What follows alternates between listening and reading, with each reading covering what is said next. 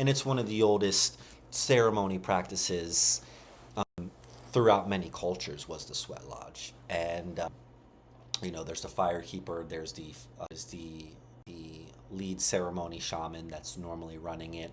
And again, there's some people out there that are running sweat lodges right now because they may have felt called, but they may have not learned from the elders or the masters of ceremony. And so some people may not be getting the same effects, but I was lucky enough to have had experiences working with people that knew what they were doing, and that was passed down, because it's almost like with that type of ceremony, it's like you are called by the elders to be a fire keeper or to be, running the chants and being the shaman of that sweat lodge.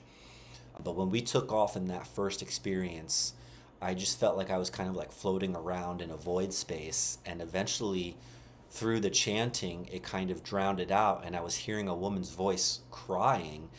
And I thought it was somebody in the sweat lodge. So I kind of opened my eyes for a minute, and it wasn't somebody crying in there.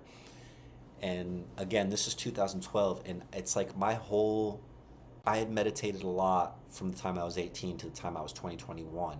But it was almost like my spiritual ears and everything kind of came back online through that ceremony, but I didn't call it online. It was just like, it felt like my faculties opened back up again, and it was amazing.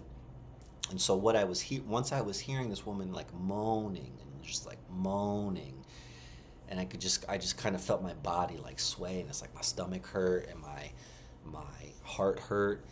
And I finally had a vision of a woman in a dress running through the woods, and she kept looking back, and it was almost like a man was chasing her, but they were not.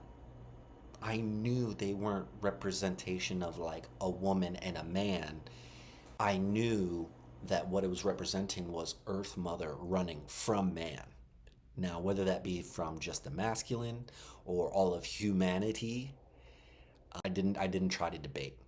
But she kept falling and running and falling, and she was trying to bring her child with her, and she was falling with her child. And finally, she was just exhausted and laid out there on the earth and said, I'm so tired.